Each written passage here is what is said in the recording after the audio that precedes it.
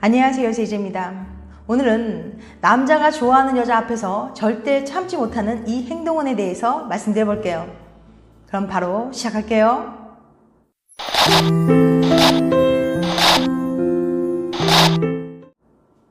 요즘 K군에겐 자꾸 신경 쓰이는 사람이 있어요. 수업 시간마다 매번 옆자리에 앉는 미모의 여성분인데요. 지금은 서로 어색한 인사가 전부지만 조금만 더 가까워지면 얼마나 좋을까 싶은 거죠. 밥이라도 한번 먹자고 물어보고 싶지만 괜히 이상한 사람이라고 생각할까봐 망설이고만 있답니다. 그녀가 K군을 어떻게 생각하는지 조금이라도 알 수 있는 방법 어디 없을까요? 말하지 않아도 알아요. 이런 분들을 위한 연구를 하나 소개해 볼게요. 피사대학의 파라기 교수가 기막힌 방법을 하나 발견하셨거든요. 그것은 바로 같이 있을 때 하품을 해보는 것이랍니다.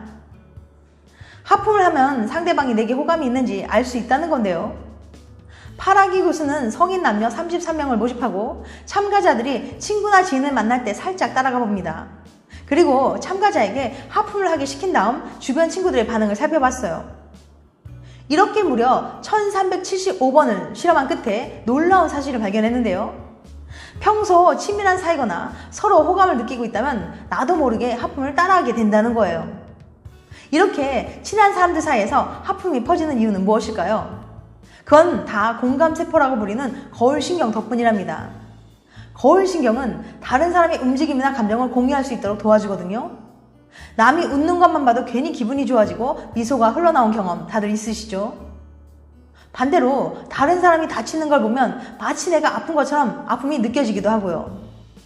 이게 다 거울신경 때문이란 거예요. 좋아하는 사람과 함께 있으면 이 거울신경이 활발하게 활동하면서 내가 느끼는 것을 나도 느끼고 있어 라는 걸 보여주려고 해요. 둘 사이의 거리를 좁히고 더 가까운 사이가 되는 본능이랄까요? 은밀한 호감 판별법. 그러니 상대방이 내게 관심이 있는 건지 아닌 건지 궁금할 때 슬쩍 하품을 한번 해보세요. 만약 내 하품을 따라한다? 그럼 조금 용기를 내봐도 괜찮다는 말이죠. 적어도 상대방이 나를 아주 낯설게 느끼는 건 아니니 조금씩 다가가보는 것도 좋을 거예요. 여자친구 한마디에 꼼짝 못하는 남자들 특징. 첫사랑 제이에게 안녕 나야 오랜만이지. 1학년 때 헤어진 뒤로 못 봤으니 벌써 8년이 지났네. 얼마 전에 신문에서 기사 하나를 봤는데 불쑥 네 생각이 나더라고. 간만에 편지를 쓴다는 기분으로 옛날 얘기 좀 해보고 싶어서 이렇게 용기를 낸다. 나랑 연애할 때 기억나? 길지는 않았지. 한 3, 4개월 했었나? 그땐 말 안 했지만 실은 그게 내 첫 번째 연애였거든. 널 진짜 많이 좋아했었어. 그땐 연애하는 게 뭔지 모르고 그냥 잘해주기만 하면 되는 줄 알았지만 기껏 알바해서 모은 돈 전부 데이트에 써버리고 그것도 모자라 매일같이 선물도 사주고 친구도 가족도 수업도 알바도 전부 내 뒷전이었지.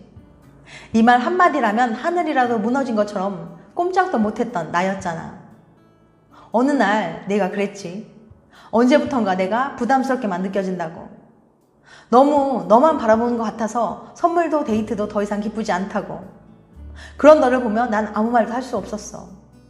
잘해줘서 헤어진단 말이 이해도 안 되고 당황스럽기만 했었거든. 차갑게 돌아서는 널 보면서 솔직히 널 얼마나 원망했는지 몰라. 퍼주기만 하는 사랑의 끝. 휴스턴 대학교의 친 니라 교수님이 연애 중인 남녀 198명을 모아놓고 연구를 했습니다. 지난 2주 동안 연인과 어떤 일이 있었는지, 그때 어떤 감정을 느꼈는지 자세하게 물어본 거죠. 그랬더니 참가자들은 뭐라고 대답했을까요? 한쪽이 관계에 더 매달리고 퍼주기만 할수록 상대방의 연애 만족도가 떨어진다는 겁니다. 일방적으로 받기만 하면 서로 좋아한다는 느낌이 들지도 않고 관계에도 부담이 되기 때문이라고 해요. 마치 앞의 사연처럼 말이에요. 다시 앞의 사연 읽어갈게요. 신문에서 이 기사를 본 나는 충격을 받았지. 그 기사를 읽는데 내게 얼마나 미안했는지 몰라. 덮어놓고 퍼줄 줄만 알았지. 내가 느꼈을 부담감을 신경도 쓰지 않았으니까. 그래놓고는 오히려 나를 내가 차갑고 무심한 사람이라고만 생각했던 거야. 앞으로 누굴 만나든 그렇게는 안 할 거야. 아무리 좋아하는 사람이 생겨도 혼자 내달리는 게 아니라 그 사람 보폭에 맞춰야지. 연애는 혼자가 아니라 둘이 하는 거라는 사실을 이제야 조금은 알 것 같거든. 제 아무리 진심이라도 받는 사람이 부담스럽지 않게 전달하는 거, 그게 정말 중요한 거겠지. 아, 이번에 풀사 바꾼 거 보니까 좋더라.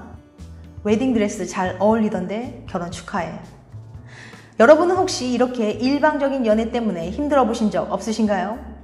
평소 연애하면서 혼자서만 사랑하는 기분을 느꼈다면 불완전 애착 유형을 가진 경우가 많다고 해요. 자기 애착 유형만 미리 알아도 연애하면서 겪을 문제들을 빨리 해결하고 피할 수도 있답니다. 애착 유형에 대해 좀 더 자세히 알고 싶은 분들은 지난 영상 연애 유형 3가지를 보시면 도움이 되실 것 같아요.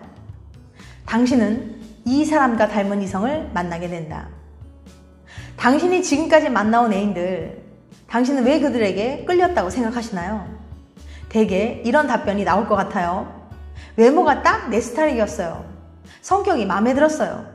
나랑 잘 맞는 것 같았거든요. 그런데 이런 대답에 조용히 고개를 젓는 한 쌍의 심리학자 부부가 있습니다. 하빌 핸드릭스와 헬렌 헌트 박사죠.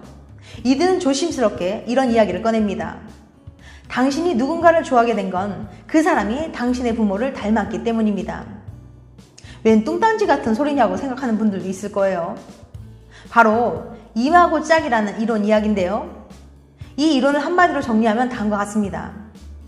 사람은 자기 부모의 긍정적, 부정적인 면을 모두 가진 사람에게 끌리는 경향이 있다. 부모의 긍정적인 면을 닮은 사람에게 끌린다는 건 쉽게 납득할 수 있을 것 같아요. 어린 시절 내게 자상하고 다정하게 내준 아빠 때문에 나도 나중에 커서 우리 아빠처럼 다정한 사람과 결혼해야지 라고 생각한 적이 있었거든요. 하지만 부정적인 면을 닮은 사람에게 끌린다는 건 잘 납득이 가지 않는데요. 대체 부정적인 면에는 왜 끌린다는 거죠? 무의식이 원한다. 그건 바로 무의식이 가진 대리만족의 욕구 때문이에요. 대부분의 사람들은 어린 시절 부모의 부정적인 면 때문에 상처를 입고 결핍을 가지게 됩니다. 칭찬에 인색했던 부모 때문에 자신감이 부족한 사람이 된다거나 늘 무뚝뚝한 부모로 인해 애정 결핍을 갖게 되기도 하죠. 이러한 결핍은 내 무의식 속에 남고 성인이 되어서도 사라지지 않습니다. 문제는 내 무의식이 그런 어린 시절의 결핍을 뒤늦게서라도 충족시키고 싶어 한다는 겁니다. 그래서 무의식은 나를 조종해서 어린 시절 내게 상처를 줬던 부모의 그 부정적인 면을 똑같이 가진 애인을 찾도록 만들어요. 부모를 닮은 그 애인이 진짜 부모 역할을 대신해서 내 결핍을 채워주고 상처를 치유해주길 원하거든요. 물론 그건 무의식의 희망일 뿐이라 실제로 이루어지는 경우는 많지 않지만요. 그래서 지금껏 만나온 애인들이 가졌던 단점을 잘 떠올려보면 신기하게도 그것이 내 부모가 가지고 있는 단점임을 발견할 때가 많다고 해요. 한 연구에서는 무려 87%의 사람들이 자신의 배우자에게서 부모와 똑같은 단점을 찾을 수 있었다고 합니다. 이 이론 이야기에 조금 심각해진 분들 계실 거예요. 어린 시절 내게 상처를 입힌 내가 너무 피하고 싶은 부모의 단점을 똑같이 가진 사람을 만나게 된다니. 실제로 돌아보면 내가 매번 그런 사람을 만나왔다는 걸 발견한 경우도 많을 거고요. 하지만 절망할 필요는 없습니다. 이 굴레에서 벗어날 방법이 있거든요. 바로 내 무의식의 나를 함부로 조정하지 못하게 만드는 방법이에요. 무의식적으로 부모를 닮은 사람에게 끌리지 않도록 해주는 방법이죠. 이 방법을 거치면 어린 시절 내 결핍이 무엇인지 확인할 수도 있고 그 결핍을 채우려면 어떤 사람을 만나야 좋은지 알 수 있을 겁니다. 그 자세한 방법은 다음 영상에서 소개해 볼게요.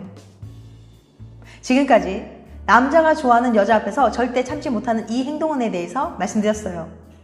다음엔 더 재밌고 유익한 영상을 찾아뵐게요.